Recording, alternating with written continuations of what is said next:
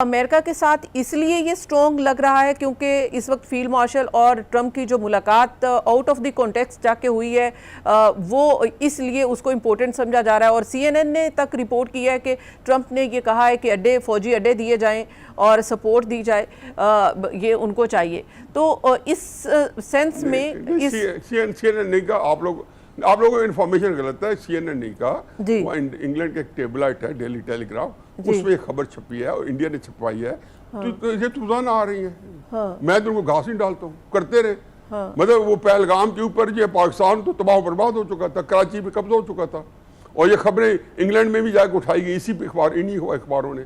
तो क्या किया, हम किसी खाते में लाए उनको? बीबी ये चीज़ें जो होती हैं अपने दिमाग को इस्तेमाल करना चाहिए कि ये चीज़ें, ये अड्डे दे देना, ये करें। अड्डे मुशर्रफ ने नहीं खुल के दिए थे जब बेचारे, हम मैं बता रहा हूँ कि पाकिस्तान अमेरिका क्या कि उस तरीके से कभी इतना कमज़ोर नहीं था जो 2001-2002 में था।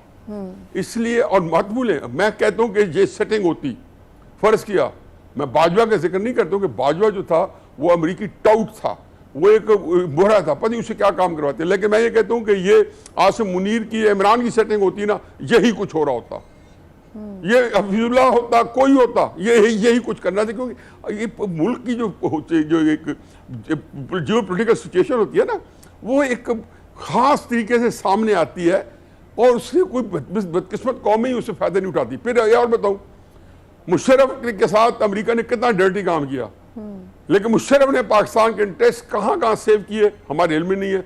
हमारे पास 15-16 न्यूक्स होते थे 2002 में, आप गूगल करें, और मुशर्रफ जब किया तो हमारे पास 200 न्यूक्स थे।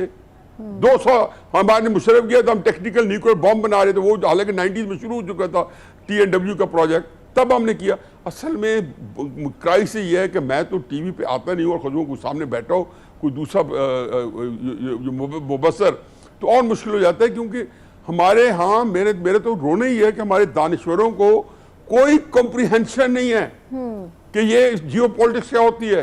जो मैंने पहले फिक्र कहा है कि आम पाकिस्तानी जो है ना, वो भी अपने जज्बा ईमान के तहत उसके अंदर होती है। हम अमेरिका चुके, भाई आपको अंदाज़ा नहीं कि अमेरिका को कहाँ का सबकी हो रही है। पिछले 13 साल में 2012-13 के अंदर साउथ चाइना सी में अमेरिका के साथ क्या हुआ, सीरिया में रूस ने थप्पड़ दे के निकाला, धक्के दे के निकाला। 2014 में जब रशिया आ गया सीरिया के अंदर, उन्हीं दिनों जो क्राइमिया पे कब्जा कर लिया, यूक्रेन से छीन लिया।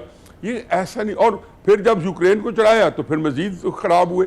ये सारी चीज़ें इकट्ठी जा रही हैं, इनका आपस में कहीं ना कहीं ताना बाना मिलता है। अमेरिका इस वक्त 2 सूरतों में फंसा हुआ है।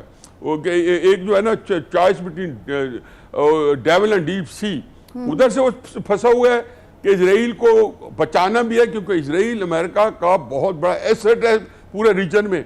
अमेरिका का जो काम पूरे सारे मुल्कों को कंट्रोल करना था, वो अब इजराइल के जरिए करके, वो अब्राहम अकॉर्ड भी आपने सुना होगा, उसके तहत सारे मुल्कों ला रहा था। अगर ये 7 अक्टूबर 2023 को अल-कासिम ब्रिगेड हमास के इजराइल के पर खच्चे ना उड़ाए होते और उस दिन उनके ऊपर इस तरह उनको ना रसवा किया होता, तो सारी मुसलमान दुनिया इजराइल को एक्सेप्ट कर चुकी थी, हम भी कर चुके होते, क्योंकि चॉइस नहीं रहती होती आपके पास। लेकिन अल्लाह ने फिर वो किया, उसमें UAE वगैरह मुंह छुपाए फिर रहे हैं, जिनके वहां पे जिन्होंने इजराइल को तस्लीम किया हुआ है।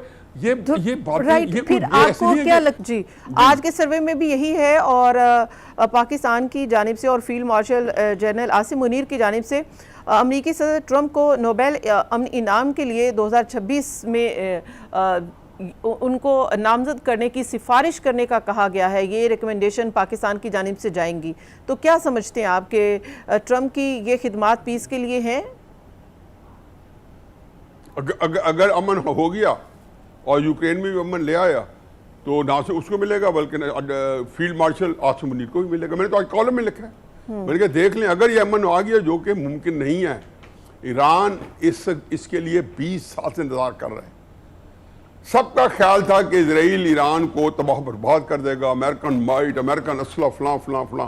बोलो ठीक था, मतलब हो सकता है कि सारे लोग जब ये सोच रहे थे तो शायद ठीक सोच रहे होंगे। अब तो आपको पता है 9वां दिन है, अब तो सूरत को असेस करना शामिल हो गया कि ना ईरान को वो जितनी मर्जी बॉम्बिंग करे, इजराइल की उसने ईरान जो 3-3, 4-4 अगर हाइपरसोनिक मारता रहे तो 1 महीने में इजराइल फारेग है।